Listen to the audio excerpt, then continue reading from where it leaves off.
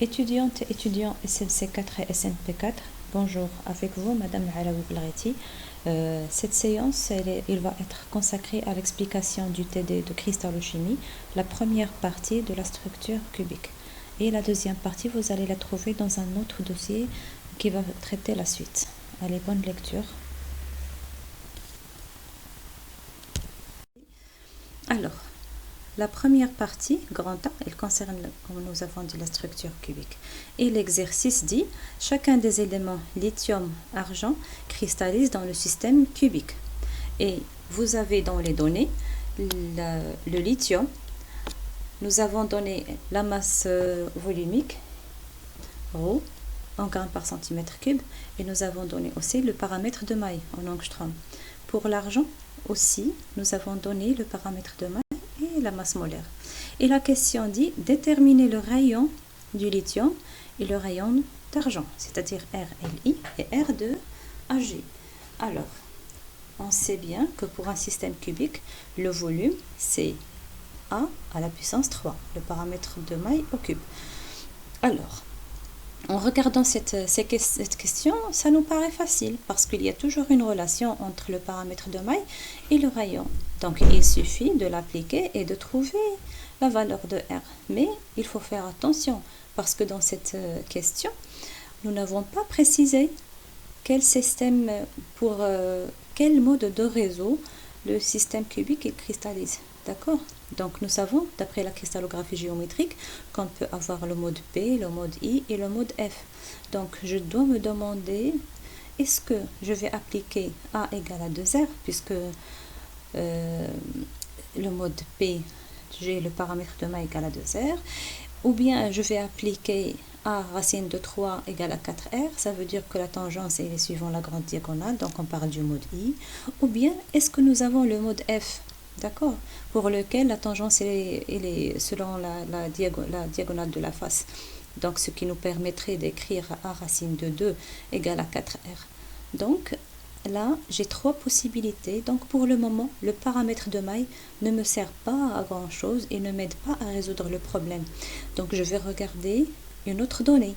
Je vois qu'ils m'ont donné aussi la masse volumique. Donc la masse volumique, c'est une donnée intéressante. Il faut l'exploiter et voir qu'est-ce que je peux trouver à partir si je connais la masse volumique. Si je mets la relation ρ en fonction de Z, la masse molaire, le nombre d'Avogadro et le volume, on a cette relation. Donc, je sais que ρ il est donné, la masse molaire aussi, le nombre d'Avogadro il est connu et le volume il est connu. Donc, je peux connaître Z. Et si je connais Z, c'est un problème facile, d'accord? Parce que tout est dans la recherche de Z. Si je vois que j'ai la possibilité d'avoir la valeur de Z, si elle est égale à 1, je sais que j'ai le mode primitif et je peux appliquer cette relation. Si j'ai Z égale à 2, la deuxième, si je trouve Z égale à 4, ça veut dire que j'ai le mode F et j'applique la quatrième relation, mais il faut juste faire un peu attention aux unités. Alors, on va voir qu'est-ce qu'on va faire avec ces unités. Alors, d'après cette relation, Z égale ρ, la masse molaire, la masse volumique, fois le nombre d'Avogadro, fois le volume sur la masse molaire. Alors, donc, la ρ, c'est en grammes par centimètre cube, fois le mol moins 1, pour le nombre d'Avogadro, fois le volume, qui doit être impérativement en centimètres cubes. Il le faut. Pourquoi? Parce que ça me permet de simplifier les centimètres cubes avec centimètres cubes, le gramme et le gramme, mol moins 1 partout. Donc, il me reste un chiffre qui est sans unité. Et ça ressemble bien à Z. Z ne porte pas d'unité, c'est un chiffre. Donc, c'est un nombre. Il faut ne pas avoir d'unité. Donc, je suis obligée ici de faire attention parce que les paramètres de maille, ils sont des petites valeurs. Donc, ils sont souvent donnés en angstrom. Et un angstrom, il faut le convertir en centimètres. Donc un angstrom, c'est 10-8 cm. Vous le remplacez ici. Donc lorsque vous faites le calcul numérique dans les calculatrices, n'oubliez pas de convertir le paramètre de maille en centimètres et après mettre au cube. Donc, vous faites votre calcul et vous avez la valeur de Z qui est égale à 2,001, puisqu'on sait que Z c'est un entier, donc le plus proche entier c'est 2. Donc, je comprends que le lithium cristallise dans une structure cubique centrée, c'est-à-dire le mode I. Et bien sûr, puisque le mode I, c'est lui où on a les 8 atomes au sommet, 8 fois 1 huitième, plus un atome au centre qui compte pour 1. Donc, on trouve que Z égale à 2. Alors, voilà le mode centré. Et nous écrivons ici que, puisque la tangence est selon la grande diagonale, donc ici, vous avez la grande diagonale de cet atome-là vers celle-là. D'accord? Et là, vous avez un atome au centre. Donc, cette distance de ce sommet jusqu'à ce sommet, c'est la grande diagonale, c'est A racine de 3 égale à R, 2R, 3R et 4R. Vous voyez ici sur le schéma qu'il y a du vide entre les sphères, entre les lithiums. Mais en réalité, ils sont posés l'une sur l'autre. Donc, il n'y a pas du tout de vide. Donc, ce vide-là n'existe pas. Il y a une grande sphère ici qui est en contact avec une grande sphère ici. Donc, il n'y a pas de vide. C'est pourquoi on a A racine de 3 égale à 4R. Et par conséquent, je peux calculer le rayon du lithium à partir de cette relation et je trouve 1,519 angstrom. Ici, vous laissez A en angstrom et vous donnez le résultat en angstrom. C'est pas la peine de le donner en centimètres parce que ces valeurs-là, comme je vous ai dit, elles sont petites et il vaut mieux les exprimer en angstrom. Alors là, on va faire la même chose pour l'argent et on va calculer Z de l'argent et on va trouver que excusez-moi, on va trouver que Z égale à 4. Comme vous voyez, je n'ai pas oublié ici de convertir en centimètres. Alors Z égale à 4, donc je comprends que l'argent il cristallise dans une structure qui est cubique à face centrée. Bien sûr, c'est là, dans le cubique à face centrée, que je trouve les 8 sommets fois 1 huitième et les 6 atomes qui se trouvent dans le milieu des faces. D'accord? Donc, ils sont partagés entre deux mailles. Donc, on multiplie fois 1,5. Donc, on trouve finalement que Z égale à 4. Ici, la structure CFC, nous avons une tangence suivant la diagonale de la face. Ici, entre cet atome-là et cet atome-là. Les deux atomes entre les deux sommets ne se touchent pas. Et comme vous voyez ici, le centre de la maille, il n'y a aucun atome. Donc, il n'y a pas de tangence. Donc, la tangence qui peut exister les plus proches ici, c'est A racine de 2 est égale à 4R. Comme vous voyez ici, dans cette face, vous avez la face et vous avez l'atome au centre de la face et les deux sommets et il n'y a pas de vide. D'accord? Même si, comme tout à l'heure, même si vous voyez ici le vide, il n'existe pas ce vide-là. Et par conséquent, je peux écrire que la diagonale de la face à racine de 2 il est égal à 4R et je peux calculer le rayon de l'argent. Alors, la deuxième question, le volume de la maille. Donner le volume de la maille en fonction du rayon atomique. Donc, je n'ai pas, ici, regardez bien la question, c'est pas calculé, c'est donné en fonction de R. Donc, ne faites pas de calcul. Alors, dans un cubique centré, pour le lithium, si je veux calculer le volume du lithium, c'est A à la puissance 3. Donc, il suffit de donner A en fonction de R et je donne le résultat et je le laisse comme ça, sans application numérique. Pour l'argent, c'est un CFC. Donc, je dois, au lieu de mettre A à la puissance 3, je mets A en fonction de R. A égale à 4R sur racine de 2 et je mets cette expression à la puissance 3. Voilà. Par contre, la troisième question, donner la coordination des atomes dans chaque type de structure. La coordination, ça veut dire donner les plus proches voisins qui touchent un atome donné. Alors, nous avons vu pour le cubique centré, nous avons vu un atome au centre. Et en haut, il y a 4 sommets et en bas, il y a 4 sommets. C'est pourquoi, pour le lithium qui est cubique centré, la coordinate c'est 8. Par contre, ici, pour un cubique à face centrée, c'est différent. Vous avez la coordinate c'est 12 à une distance de a racine de 2 sur 2. Pourquoi? Parce que vous le voyez comme ça vous semble habituel et comme vous le sentez. Soit vous vous souvenez que c'est une structure compacte, d'accord? Ça, c'est suivant la grande diagonale, ça c'est le plan A. Après, ici, c'est le plan B. Ça, c'est le plan C. Et après, je reviens ici, c'est le plan A. Donc, un atome, si je prends par exemple un atome d'un plan compact, il est entouré par 6 atomes dans le même plan. C'est ce qui est écrit ici. Et cet atome-là, qui est entouré de 6, il est posé sur une cavité construite par 3 atomes. Donc, il y a 3 en bas qui le touchent et il y a aussi 3 en haut qui le touchent. Donc, finalement, j'ai 6 plus 3 plus 3, donc ça fait 12.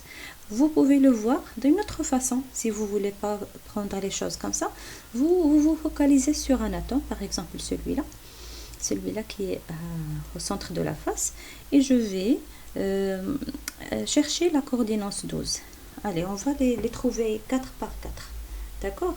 Alors, a racine de 2 sur 2, c'est la moitié de la face. D'accord? C'est la moitié de la diagonale de la face. Alors, celle-là, par exemple, si je prends cette face, celle-là, constituée par ces atomes, cette face-là, alors elle constitue 4 atomes autour de cet atome qui est rouge. Donc, 1, 2, 3 et 4. D'accord? Cherchons 4 autres. Alors, j'ai maintenant 4.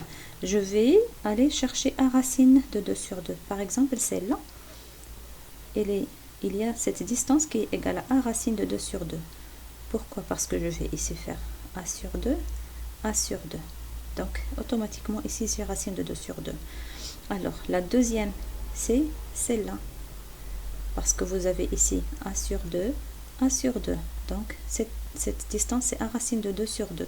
Donc, puisque vous avez 2 à gauche, vous avez les mêmes à droite. Et comme ça, vous avez 4. Plus les 4 qu'on a compté tout à l'heure, ça fait 8. Il suffit maintenant de trouver 4 pour compléter 12. Alors, je vais faire la même chose. A sur 2, A sur 2. Je trouve cet atome en haut. Je reviens à l'atome qu'on considère et je fais A sur 2 et A sur 2. Donc, celle-là.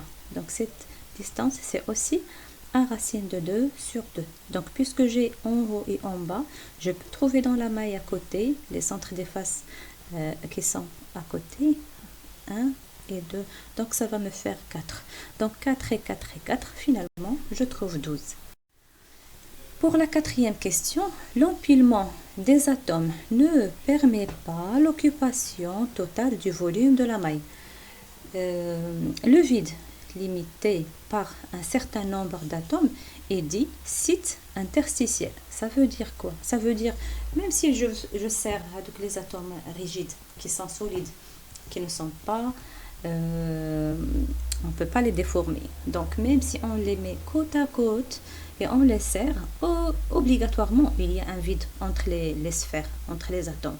Et ce vide-là, on le nomme, son nom, c'est un site interstitiel. D'accord? Ou bien une position interstitielle. On peut l'appeler aussi une cavité. Donc, tous ces noms-là veulent dire la même chose. C'est un vide, une cavité, un site interstitiel.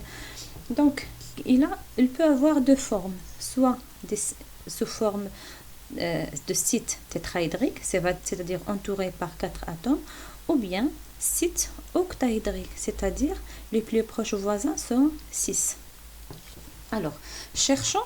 La question, c'est de donner le nombre, d'accord, et la forme. La forme, maintenant, on sait qu'il y a octaédrique et tétraédrique. Ça, c'est pour répondre à la forme. Maintenant, le nombre.